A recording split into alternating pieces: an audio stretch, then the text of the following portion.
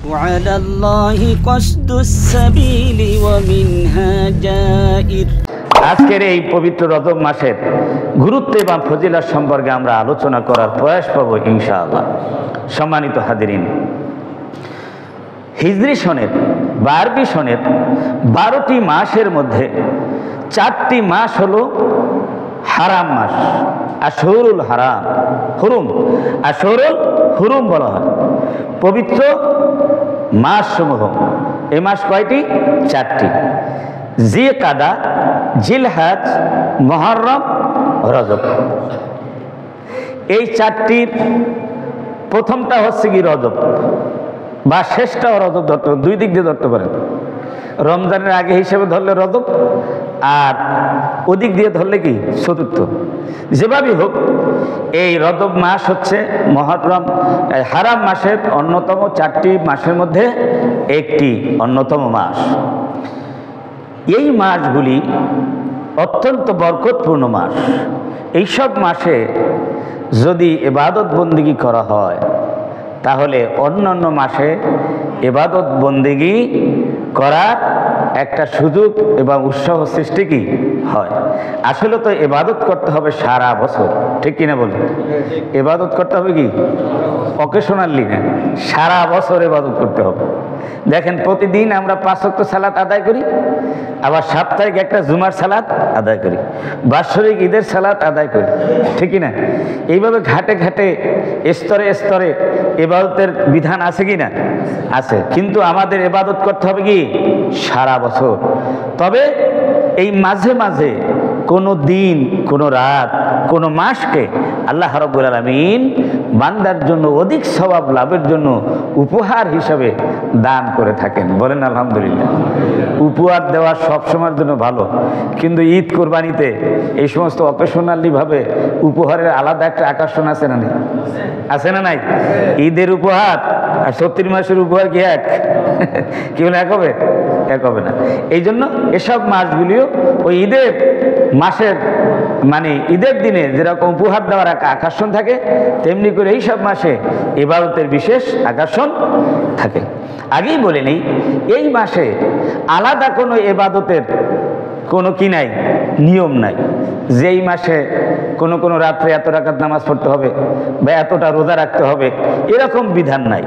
বরং স্বাভাবিকভাবে আমরা প্রতি মাসে যে ইবাদত বন্দেগী করি, 5 ওয়াক্ত ফরজ সালাত, জুমার সালাত সহ অন্যান্য নফল ইবাদত, তাহাজ্জুদের নামাজ, আওয়াবিনের নামাজ, ইশরাকের নামাজ, সালাতুদ দুহা, এভাবে করে সালাতুজ জাওয়াল, এসব যে নামাজ আমরা পড়ে থাকি, তেমনি করে সাপ্তাহিক রোজা, কি বলে সোমবার, বৃহস্পতিবার, মাসিক রোজা, আইয়ামে 20, 13, 14, 15 তারিখ চাঁদের, এই সমস্ত রোজা রেখে থাকি। এইভাবে আমরা ইবাদত করে যাব, দান সদকা করে যাবে, তাতেই অন্যান্য মাসের থেকে বেশি সওয়াব লাভ করা যাবে। ছোটি ছোটি বইতে, ছোট ছোট বইতে নানান রকমের কথা লেখা আছে, এগুলার কোনো কি নাই, মানে তথ্য ভিত্তিক নয়, এগুলার কোনো দলিল নেই, আন্দাজিয়া অনেকে লেখে বাজারে ছেড়ে দিয়েছে। সুতরাং এসব দিয়ে আমল করার নামে আমরা বিভ্রান্তির জন্য পতিত না হয়, সকলকে সতর্ক থাকতে হবে। মহান আল্লাহ রাব্বুল আলামিন বলেন, ওয়াবুদ রাব্বাকা হাত্তা ইয়াতিয়াকাল ইয়াকিন। পড়েন আমার সাথে, একখানা সুন্দর করে আমরা সবাই পড়ি, ওয়াবুদ রাব্বাকা হাত্তা ইয়াতিয়াকাল ইয়াকিন। মহান আল্লাহ রাব্বুল আলামিন বলেন, হে নবী, আপনার রবের ইবাদত করুন, হাত্তা ইয়াতিয়াকাল ইয়াকিন, ইয়াকিন আসা পর্যন্ত, সুনিশ্চিত ঘটনাটি সংঘটিত হওয়া পর্যন্ত তোমরা ইবাদত করে যাও। নবীকে নির্দেশ দেওয়ার মাধ্যমে নবী সহ সমস্ত উম্মতকে কি এই নির্দেশ আল্লাহ রাব্বুল আলামিন কি দিয়েছেন। সুনিশ্চিত ঘটনাটা কি? قال البخاري قال سالم بن عبد الله عمر رضي الله تعالى عنه আল ইয়াকিন হুয়াল মাউত কামা ক্বালা মুজাহিদ আল হাসান কাতাদা গায়রুহু মিনাল মুফাসসিরিল কিরাম। তাফসীর ইবনে কাসিরের ভিতরে এসেছে, বুখারী রহমাতুল্লাহ বলছেন যে সালেম ইবনে আব্দুল্লাহ তিনি বলছেন একই অর্থ মৃত্যু। এটা মুজাহিদ, হাসান, কাতাদা, অন্যান্য মুজাহিদগণ, সাহাবা একরাম এবং তাবিনদের মধ্যে যারা তাফসীর বিশেষজ্ঞ তাদের অভিমত একই অর্থ মৌত। একই অর্থ কি? মৌত। এই আয়াতের অর্থ কিন্তু অন্য সময় অনেক সময় আপনারা কি শুনেছেন, বারবার আসতেছে। একই অর্থ কি? মৃত্যু। মৃত্যু আসা পর্যন্ত ইবাদত করতে হবে। 1 সেকেন্ড, 1 মিনিট, 1 দিন মানে বাদ দেওয়া যাবে না। 24 ঘন্টা বিরতিহীন ইবাদত করতে হবে। বলে হুজুর যখন আমরা ঘুম যাই তখন যাই কই ইবাদত? আরে মেয়ে ঘুমটা তো ইবাদত। সারাদিন ইবাদত বন্দেগী করে আল্লাহ নবীর সুন্নাত অনুযায়ী যদি আপনি ডান কাঁধে ঘুমায় পড়েন, আল্লাহুম্মা বিসমিকা আমুতু, উঠলেন আপনি আলহামদুলিল্লাযী আহিয়ানা বাদা মা আমাতানা ওয়া ইলাইহিল।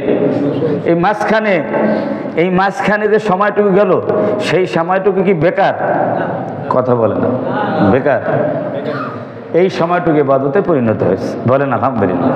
আপনারা বুঝতে পারবেন কোনো সভা মজলিসে অনেকজন বক্তা বক্তৃতা দেয়, মাঝখানে কোনো একটা কারণে 10 মিনিট বক্তৃতা কি হলো, অফ থাকলো, আধা ঘন্টা বক্তৃতা দেওয়া হয় নাই।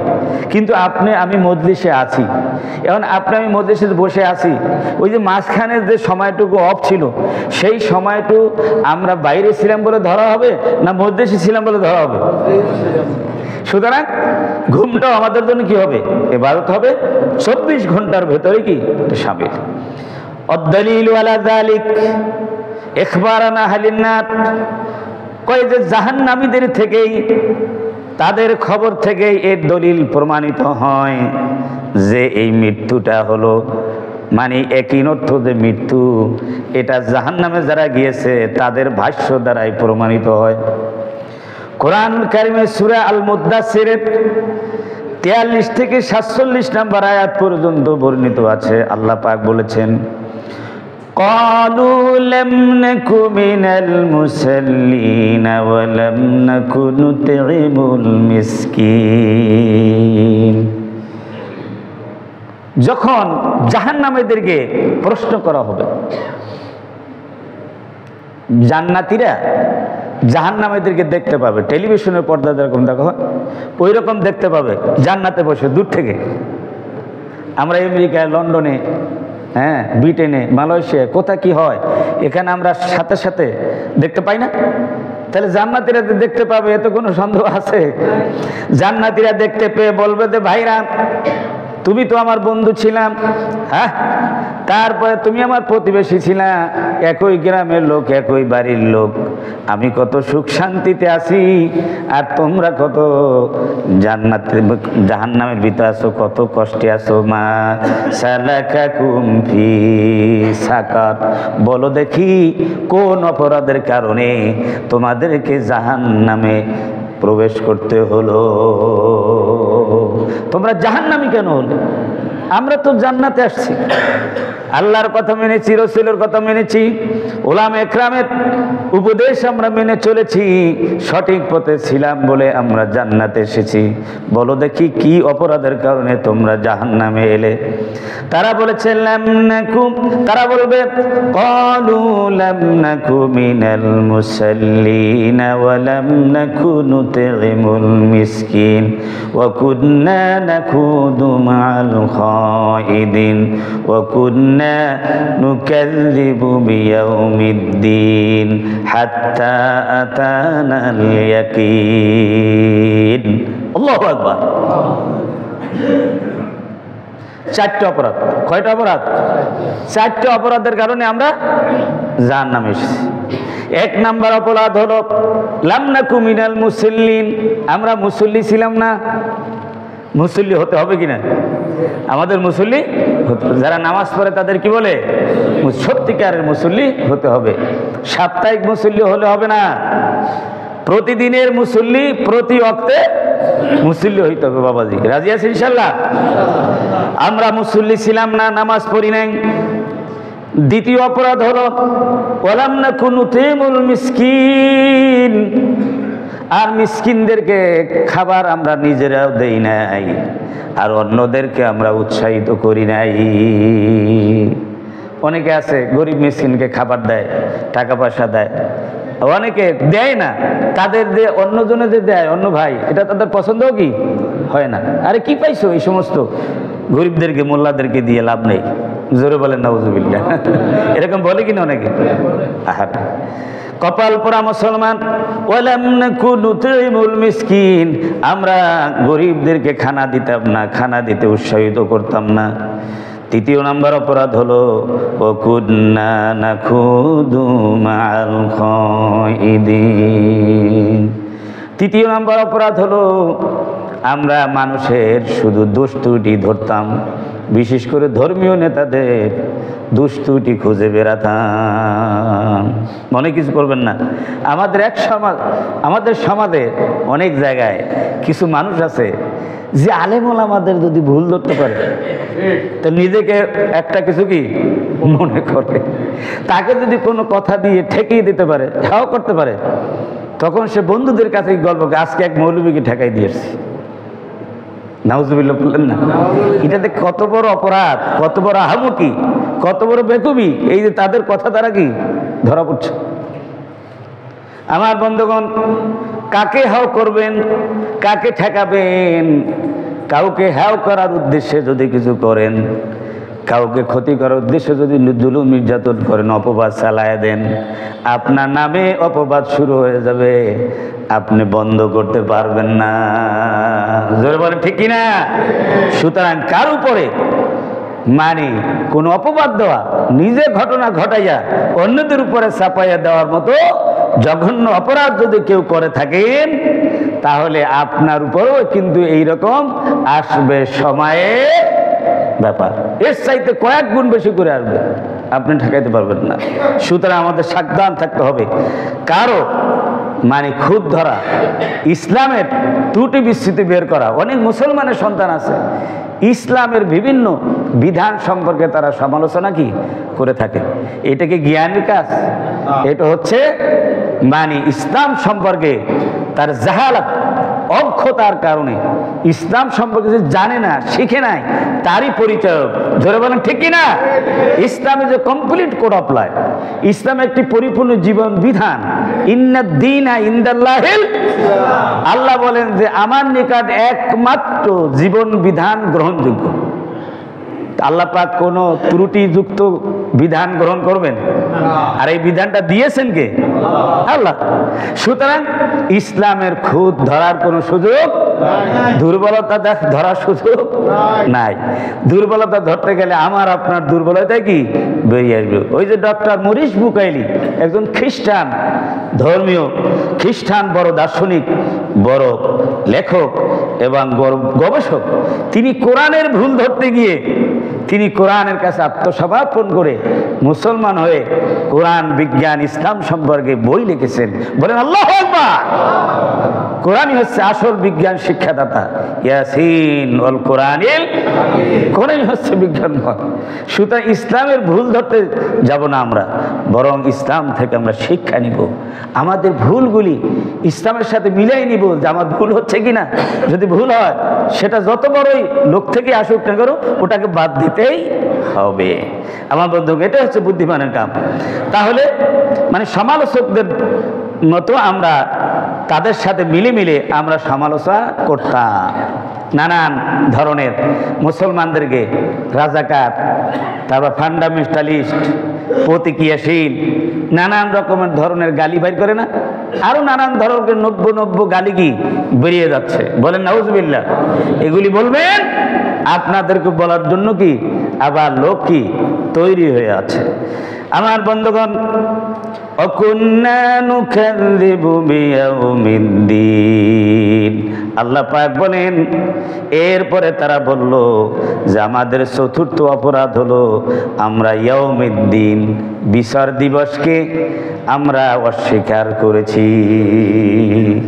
আমরা বিচার দিবস, মালিক ইয়াউমিদ্দিন, ইয়াউমুদ দিন, ইয়াউমুল জাযা, পুরস্কারের দিন, কিয়ামতের দিনকে আমরা মিথ্যা প্রতিপন্ন করেছি, আমরা অস্বীকার করেছি। কিয়ামত বলতে কিছু নাই। তাহলে মূল পয়েন্টগুলি আমরা অস্বীকার করেছি। সুতরাং এটা কতদিন পর্যন্ত করেছি? হাত্তা আতানাল ইয়াকিন, হাত্তা আতানাল ইয়াকিন। এখানে ইয়াকিন অর্থ কি? মৌত। এখন অর্থ কি? মৌত।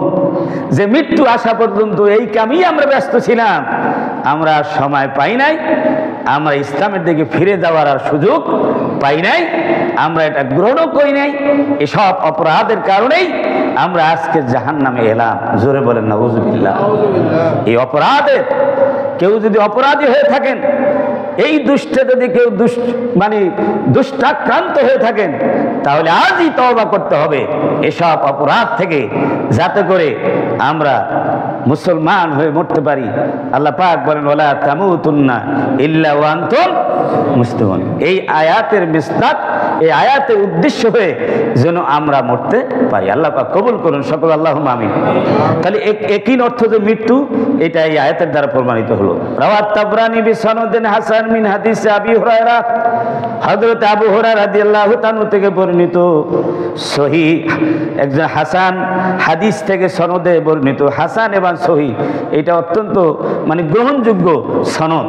সেই সনদে বর্ণিত তাবরানী শরীফ বর্ণনা করেছে, আন্না রাসূলুল্লাহ সাল্লাল্লাহু আলাইহি ওয়াসাল্লাম ক্বালা ইফআলুল খায়রা দাহারাকুম, ইফআলুল খায়রা দাহারাকুম, তোমরা কল্যাণমূলক কাজ করো, দাহারাকুম যুগ যুগ ব্যাপী, ওফি রাওয়ায়াতিন উতলুবুল খায়রা দাহারাকুম আয় ওমারাকুম, অর্থাৎ তোমাদের জীবন ব্যাপী তোমরা কল্যাণকে অন্বেষণ করো, নিজে করো এবং তার ফলাফল কল্যাণমূলক তোমরা কি করো? অন্বেষণ করার জন্য চেষ্টা করো, অন্যদেরকে দাওয়াত দাও। ও তাআররাদু লিনাফাতি রাহমাতিল্লাহ, আর আল্লাহ পাকের দয়ার উপহার তোমরা গ্রহণ করার জন্য চেষ্টা করো। যখনই তোমরা বিশেষ উপহার পাবে, সেই উপহারটা গ্রহণ করার জন্য চেষ্টা করো। ফাইন্না লিল্লাহি নাফহাতিন মির রাহমাতিহি ইউসিবু বিহা মান ইয়াশাউ মিন ইবাদিহি, কেননা আল্লাহ রাব্বুল আলামিনের জন্য, বান্দার জন্য আল্লাহর পক্ষ থেকে এইরকম বিশেষ বিশেষ কিছু উপহারের সময় আল্লাহ পাক নির্বাচিত করেছেন। যাকে ইচ্ছা তাকে দান করবেন, যাকে ইচ্ছা তাকে দান করবেন, যে তালাশ করবে তাকে আল্লাহ পাক দান করবেন, আর যে তালাশ করবে না তাকে আল্লাহ পাক দিবেন না। কত বুঝতে পারছেন? ওয়াসালুল্লাহ আইয়াসতুরা আওরাতিকুম, এবং তোমাদের সমস্ত দোষ ত্রুটি গোপন রাখার জন্য আল্লাহ পাকের কাছে তোমরা কামনা করো। ওয়া ইউআম্মিনা রাওয়াতিকুম, এবং তোমাদের জীবনের রূপ সৌন্দর্য যৌবন যেন নিরাপদ থাকে, সেজন্য আল্লাহর কাছে কি করো? দোয়া করো। এটি একটা হাদিস। সম্মানিত হাজরিন, তাহলে ইবাদত করতে হবে জীবনব্যাপী। ইবাদত করতে হবে কি? জীবনব্যাপী। বিশেষভাবে আল্লাহ পাকের পক্ষ থেকে যে উপহার দেওয়া হয়েছে, সে সমস্ত দিন রাত মাসের সময়ের।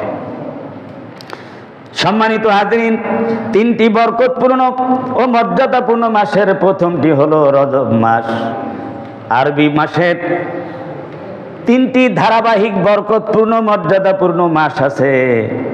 একটা হলো রজব, আর একটা শাবান, আর একটা রমাদান। আল্লাহু আকবার। এই তিনটা ধারাবাহিক না? এই তিনটার মধ্যে প্রথম মাসটার নাম কি? রজব। অর্থাৎ বরকতপূর্ণ আর মর্যাদাপূর্ণ তিনটি ধারাবাহিক মাসের ভিতরে আল্লাহ পাক শুরু করেছেন রজব মাস দিয়া।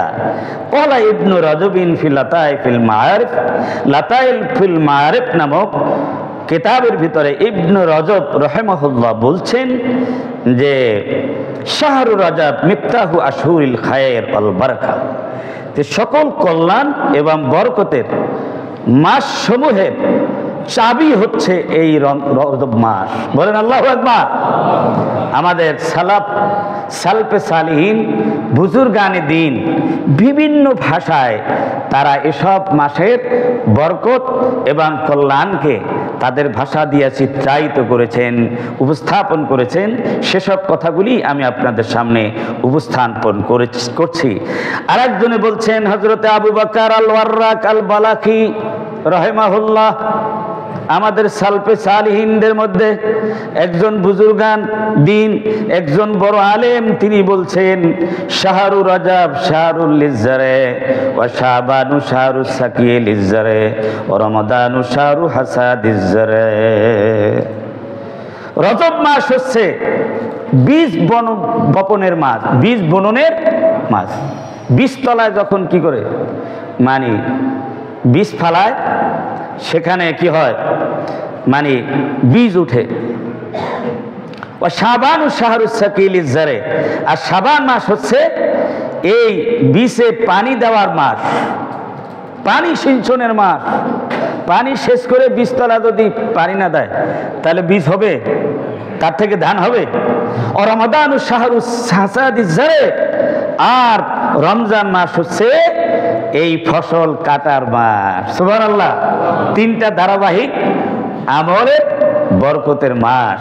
ফামান লাম ইয়াজরা ফি রজব বাজরাত তাআত, যে ব্যক্তি রজব মাসে আল্লাহর আনুগত্য এভাবে ইবাদত বন্দিগির মানে ফসল ফলালো না, ওয়ালাম ইয়াসকিহা বিমাইল আইনি ফি শাবান, শাবান মাসে তাতে পানি সিঞ্চন করলো না, ফাকাইফা ইয়াসিলু ইলা হাসাদির রাহমাতি ফি রমাদান, তাহলে রমজান মাসের রহমতের ফসল কিভাবে সে ঘরে আনবে? ইমানের ব্রিফকেজের ভিতরে ভরবে, ইমানের গোলা সে ভরবে। সুবহানাল্লাহ।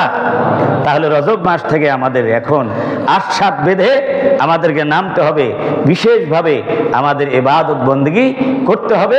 এখন থেকে যেন 5 ওয়াক্ত সালাতের 1 ওয়াক্ত নামাজ কাজা, শুধু কাজা না, জামাতের জন্য ছুটে না যায়। চেষ্টা করলে ভাইরা, আমরা একটু চেষ্টা করলে পারবো কিনা বলে?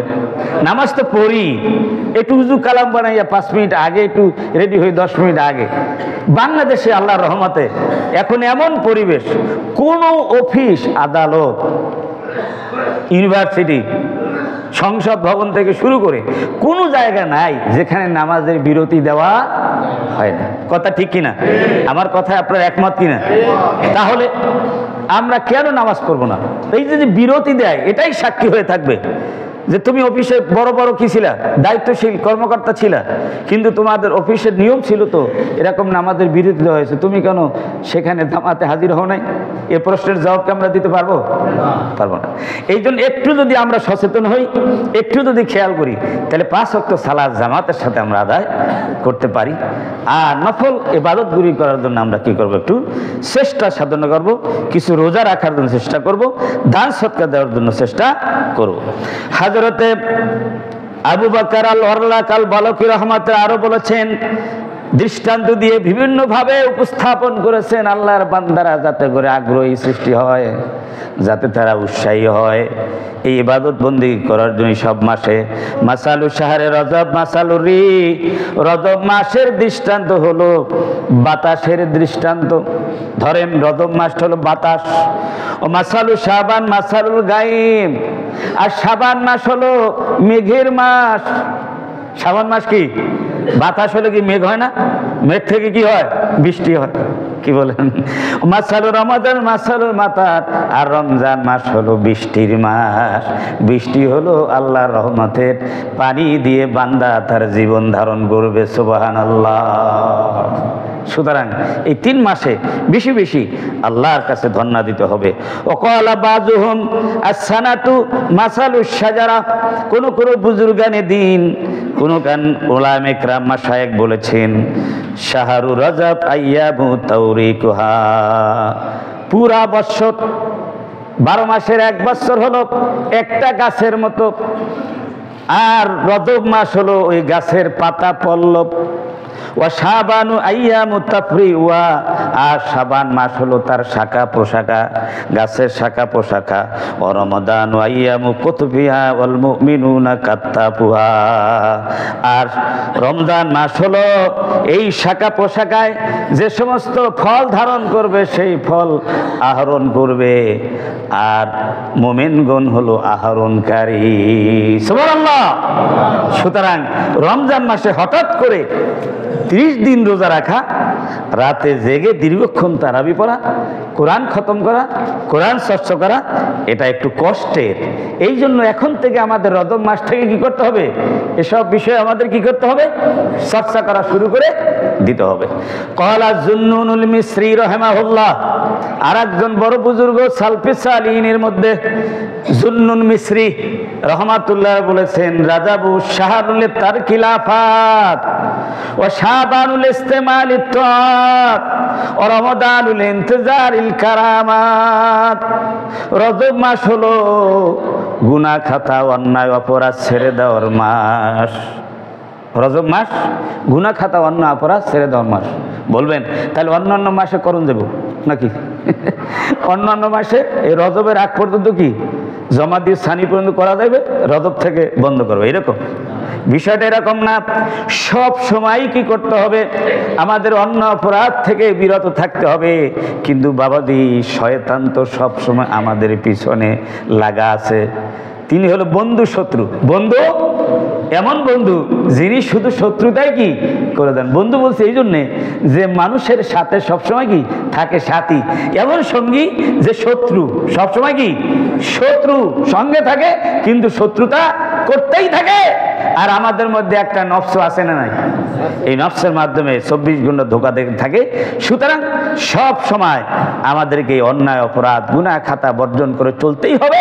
বিশেষ করে রজব মাসে, শাবান মাসে, রমজান মাসে, এই সমস্ত বরকতপূর্ণ মাসে আমাদেরকে গুনাহ একদম ছেড়ে দিতে হবে। আসছে রজব মাস, আজকে দ্বিতীয় দিবস, এখন থেকে আর কোনো গুনাহ করা যাবেই না, গুনার চিন্তা করা যাবে না। এটা হলো রজব মাস, গুনাহ ছেড়ে দেওয়ার মাস। কে বলছেন? যুন্নুন মিসরি রহমাতুল্লাহ আলাই। আমরা তো অনেকে বলি যে আমরা আউলিয়া ভাটি, বলে তুমি কোন ভাটি? আমরা অলিদের ভাটি।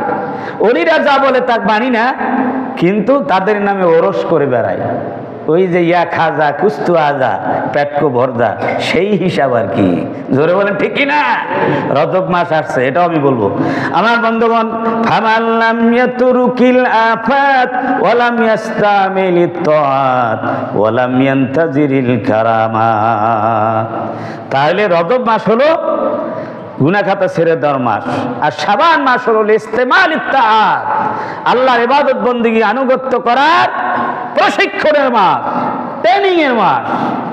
কথা বুঝতে পেরেছেন? ওয়া রমাদানুল ইনতিজারিল কারামাত।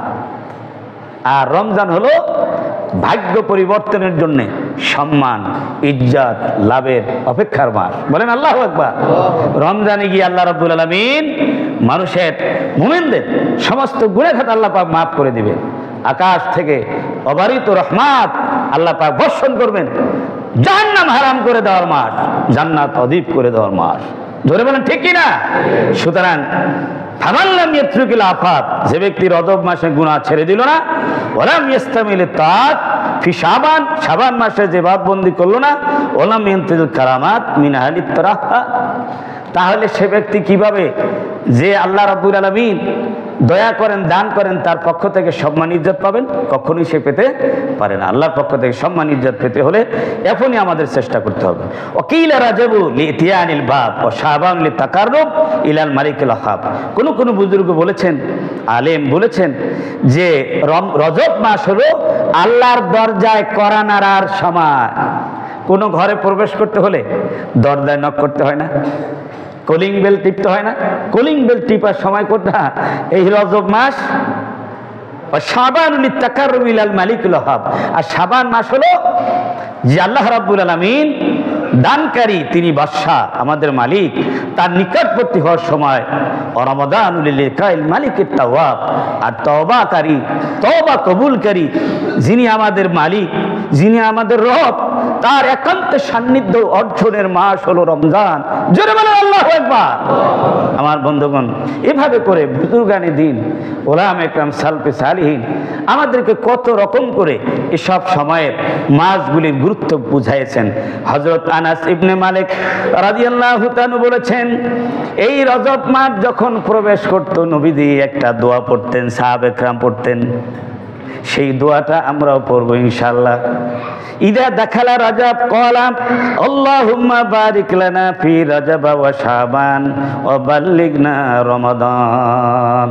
মুসনাদে আহমদ শরীফের ভিতরে এই হাদিসখানা বর্ণিত আছে। পড়েন আমার সাথে, আল্লাহুম্মা বারিক লানা ফি রজব ওয়া শাবান ওয়া বাল্লিগনা রমাদান। আল্লাহুম্মা বারিক লানা ফি রজব ওয়া শাবান ওয়া বাল্লিগনা রমাদান। আয় আল্লাহ, আপনি রজব এবং শাবান মাসে আমাকে বরকত দিন, আমার হায়াতের ভিতর বরকত দিন, আমলের ভিতরে, রিজিকের ভিতরে, সব কিছুর ভিতরে কি বরকত দিন। কত চমৎকার দোয়া দেখছেন। ওয়া বাল্লিগনা রমাদান, আর আমার হায়াতকে বৃদ্ধি করে রমজান আমাকে পাইয়ে দিন, আমি যেন রমজান পেয়ে যাই। মৃত্যুটা যদি রমজান মাসে হয় অনেক মুবারক মৃত্যু হবে, ঠিক না? এইভাবে জীবনে যদি আমরা অনেক রমজান পেয়ে যাই, কত মানে লাইলাতুল কদর আমরা পেয়ে যাব, এবং অসংখ্য লাইলাতুল কদর আমরা পেয়েছি, কি বলেন, ঠিক না? তাহলে এই দোয়াটা নিজেরা পড়বো, সালাতের পরে পড়তে পারেন, হাঁটতে বসতে কোনো সমস্যা নাই। অজু থাকা লাগবে কোনো কথা না, অজু ছাড়াও কি পড়া যাবে, মনে থাকবে আপনাদের। নিজেরা শিখবেন যারা জানেন না। আল্লাহুম্মা বারিক লানা ফি রজব ওয়া শাবান ওয়া বাল্লিগনা রমাদান, দুইটা বাক্য। আল্লাহুম্মা বারিক লানা ফি রজব ওয়া শাবান ওয়া বাল্লিগনা রমাদান। স্ত্রী, পুত্র, পরিবার পরিজন, ঘরের সদস্যদেরকে শিখাবেন, পড়ো। বরকত কিভাবে মানে লাভ করা যায় সেটা তো নিজেকে আপনাদের চেষ্টা করতে হবে। আমার বন্ধুগণ, রজব মাসের একটি জাহিলি কুসংস্কার আছে, সেই সম্পর্কে আপনাদের সম্মুখ ধারণা সকলের থাকা উচিত। ইসলাম পূর্ব জাহিলি যুগে রজব মাসে মুশরিকদের মধ্যে তাদের দেবতা বা প্রতিমার সন্তুষ্টির উদ্দেশ্যে পশু জবাই করার একটা রেওয়াজ ছিল। একে বলতো তারা আতিরা, তাদের ভাষায় এটা কি বলতো, আতিরা। আতিরা আতিরা করা মানে কি, রজব মাসে তাদের রজব মাস আসলেই রজব মাস জুড়ে প্রতিমাদের উদ্দেশ্যে পশু জবাই করতে হবে।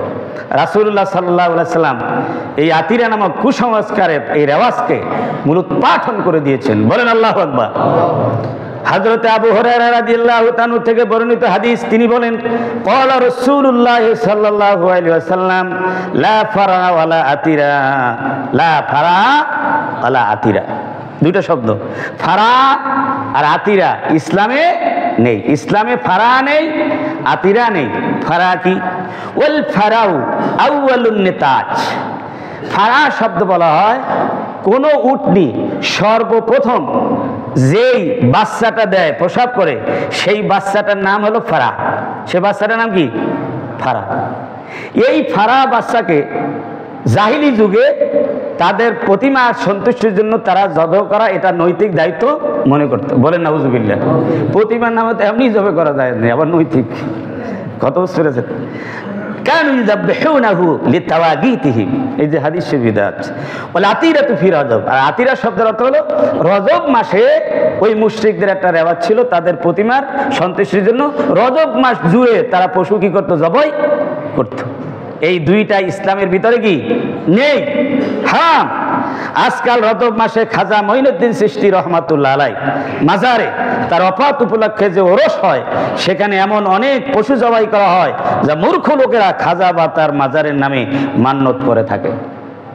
সম্মানিত হাজরিন, আমাদের এই সমস্ত বেদাত বা কুসংস্কার সম্পর্কে জানতে হবে, তার ইতিহাস জানতে হবে। না জানিয়া ধর্মীয় লেবেল লাগাইয়া অনেকে আমাদের সামনে ধর্মীয় বিষয়াদি উপস্থাপন করছে, আর আমরা সেটি কুসংস্কার শিরক হিসাবে গ্রহণ করতেছি, কিন্তু আমরা বুঝতে পারতেছি না। কত বুঝতে পেরেছেন? খাজা মঈনুদ্দিন চিশতি রহমাতুল্লাহ চারটি তরিকার একটি তরিকার প্রধান। চিশতিয়া, কাদরিয়া, নকশবন্দিয়া, মুজাদ্দিদের তরিকার আমাদের 4 তরিকার বড় বড় 4 জন মুজাদ্দিদ পীর সাহেব ছিলেন কিনা? খাজা মঈনুদ্দিন চিশতি রহমাতুল্লাহ আলাইহি, এভাবে আব্দুল কাদের জিলানী রহমাতুল্লাহ আলাইহি, তারপর বাহাউদ্দিন নকশবন্দি রহমাতুল্লাহ আলাইহি, এইভাবে করে যে 4টি মুজাদ্দিদ আল ফিসানি রহমাতুল্লাহ আলাইহি, 4টি তরিকার প্রধান, 80টা আরো অনেক তরিকা আছে। তার চিশতিয়া তরিকার প্রধানকে খাজা মঈনুদ্দিন চিশতি রহমাতুল্লাহ আলাইহি। উনি শিখ মূলোৎপাটন করার জন্য এই উপমহাদেশে তিনি আগমন করেছিলেন। পৃথ্বীরাজের বিরুদ্ধে তিনি, পৌত্তলিকতার বিরুদ্ধে তিনি জিহাদ করেছেন, আল্লাহ তাওহীদের বিধান রাসূলের সুন্নাতকে প্রতিষ্ঠিত করেছিলেন এই ভূখণ্ডের ভিতরে, উপমহাদেশের ভিতরে। জোরে বলেন ঠিক কি না? কিন্তু আজকে তার নামে কি হচ্ছে, যে আজকাল এই রজব মাস আসলে মানে তার নামে, তার মাজারের নামে অনেকে মান্যত করে, মূর্খ ব্যক্তিরা। ফালাইসাল ফারকু বাইনাল ফারে ওয়াল আতিরা ফিল জাহিলিয়া ওয়া বাইনা হাযাল মযবু আসলান, যে সেই জাহিলি যুগে যে ফারা এবং আতিরা নামক যে কুসংস্কার ছিল সেইটার মধ্যে আর এই রজব মাসে খাজার নামে মান্যত করে যারা গরু ছাগল জবাই করে, এর মধ্যে কোনো পার্থক্য নাই, দুটোই হারাম। আমাদের দেশে খাজা আজমিরি রহমাতুল্লাহ ওফাতকে কেন্দ্র করে জাহের লোকেরা এমন সব রকম রেওয়াজ উদ্ভাবন করেছে যা কঠোরভাবে পরিহার করে চলতে হবে মুমিনদেরকে। বিভিন্ন স্থানে দেখবেন লাল কাপড়, লাল শালু, লাল কাপড়ে মোড়ানো বিরাট আজমিরি ডেক বসানো হয়েছে। জোরে বলেন ঠিক কি না? এটা কোন ইসলামের কোন নির্দেশনা আছে? থাকলে বলেন দাঁড়াইয়া। নাই। কোথাও কোথাও মাযহাবের আদলে, মাজারের আদলে, অর্থাৎ আজমির শরীফের যে মাজার আছে ওই মাজারের মতো, মানে কি মাজার ওটারে কি বলে, ফেক মাজার, দামি দামি দামি নির্বাচনটা গেল না, দামি মাজার তৈরি করে বুঝলেন অস্থায়ী মাজার স্থাপন করা হয়। এরপর খাজা আজমিরির উদ্দেশ্যে নজর নেওয়াজ মান্নাতর নামে সাধারণ মানুষের কাছ থেকে টাকা পয়সা চাল ডাল নিয়ে জমা করে। এরপরে এটা দেওয়াও হারাম আর তার থেকে খাওয়াও কি হারাম। এটা করে কি জন্য জানেন?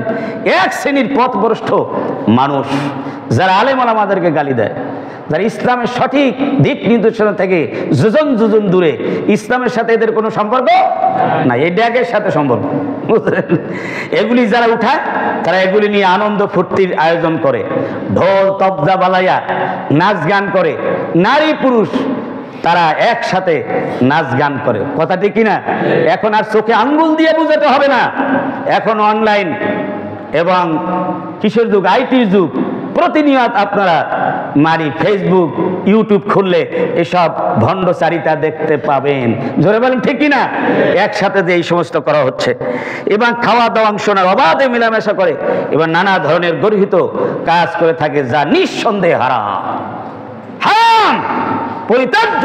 যে আশিকে রাসূল, যারা রাসূলের সাথে আমরা বেহেশতে যেতে চাই, এসব কিছুর সাথে কোনো সম্পর্ক রাখা যাবে না। অথচ হযরত খাজা আজমিরি রহমাতুল্লাহ মানুষকে শিরক থেকে মুক্ত করতে ভারতবর্ষে এসেছিলেন। তিনি তাওহীদ এবং সুন্নাতের শিক্ষা দিতে এসেছিলেন, আর তাই তিনি প্রতিষ্ঠিত করেছিলেন সত্যিকার ইমানদারের অন্তরে, অন্তঃস্থলের ভিতরে পাতিত হয়েছেন মহব্বত, ভালোবাসা নিয়ে। খাজা মঈনুদ্দিন চিশতি রহমাতুল্লাহ আলাইহি তাওহীদের প্রতীক। বলেন আল্লাহু আকবার। তিনি যদি আজকে থাকতেন এই সমস্ত ভণ্ড আশেকদেরকে জুতা দিয়ে পিটাইতেন। ধরে বলেন ঠিক কিনা? সুতরাং এই সমস্ত শিরকি বিদআতি কুসংস্কার থেকে মুক্ত থাকতে হবে। আল্লাহ পাক বলেন ইন্না শিরকা লাযুলমুন আযীম। যত গুনাহ আছে সমস্ত গুনার মধ্যে মারাত্মক ভয়ানক গুনার নাম কি? জোরে বলেন কি নাম? আপনি কি শিরক করতে চান? ভয়ানক গুনাহ করতে চান? আল্লাহ রাব্বুল আলামিন বলেন ইন্নাল্লাহা লা ইয়াগফিরু আন ইউশরাকা বিহি ওয়া ইয়াগফিরু মা দুনা যালিকা লিমান ইয়াশা। নিশ্চয়ই আল্লাহ রাব্বুল আলামিন যারা শিরক করে শিরকের গুনাহ আল্লাহ মাফ করবেন না। শিরক ছাড়া যত গুনাহ আছে আল্লাহ রাব্বুল আলামিন তওবা করলে যাকে ইচ্ছা আল্লাহ পাক মাফ করে দিতে পারেন। আল্লাহ রাব্বুল আলামিন আরো বলেন ফামান কানা ইয়ারজু লিকা রাব্বিহি ফালইআমাল আমালান সালিহান ওয়া লা ইউশরিক বিইবাদাতি রাব্বিহি আহাদা। আল্লাহু আকবার। যারা চাও আল্লাহর সাথে সাক্ষাৎ করার ইচ্ছা যাদের আছে, তার দিদার পাওয়ার যাদের ইচ্ছা আছে, তাদেরকে দুটি কাজ করতে হবে। একটা হলো আল্লাহ পাকের, আল্লাহ বেশি বেশি নেক আমল করতে হবে, আমলে সলে করতে হবে। আর দ্বিতীয়টা হলো আল্লাহর ইবাদতে কাউকে শরীক স্থাপন করা যাবে না। এই দুটি আমল আমরা রজব মাসে বেশি বেশি করবো ইনশাআল্লাহ। আল্লাহর ইবাদত বেশি করব, আর ইবাদত থেকে আমরা শিরিক করব না। কোনটা শিরিক কোনটা শিরিক না, এটা আলেম ওলামাদের থেকে বুঝে নেওয়ার জন্য আমরা চেষ্টা করব। আল্লাহ সুবহানাহু ওয়া তাআলা এই সব কথাগুলি মনে রেখে আমাদেরকে আমল করার তৌফিক দান করুন। সকলে বলে আল্লাহুম্মা আমিন। ওয়া আখিরু দাওয়ানা আলহামদুলিল্লাহি রাব্বিল আলামিন। ওয়াসসালামু আলাইকুম ওয়া রাহমাতুল্লাহ।